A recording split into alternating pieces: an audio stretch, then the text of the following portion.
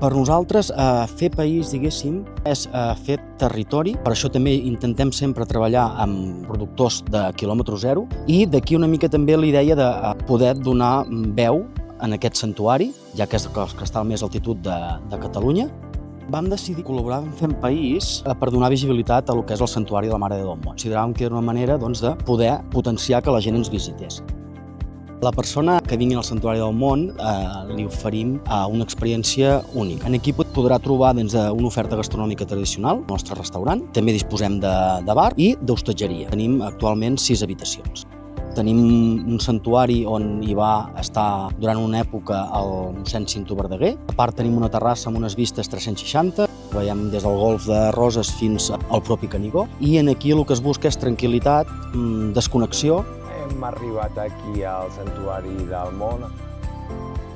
Aquí tens un 360 de Catalunya, des del Canigó, les muntanyes nevades.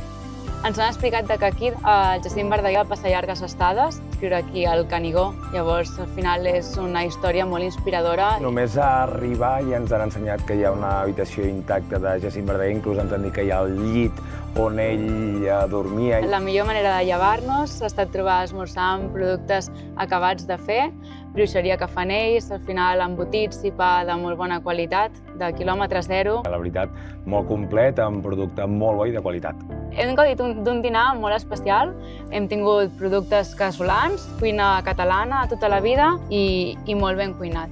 El que més ens agrada és la pau i la tranquil·litat que respira aquí al Santuari del Mont. És ideal per venir a desconnectar, a descansar i a relaxar-te amb unes vistes espectaculars, amb bon menjar i amb bona companyia.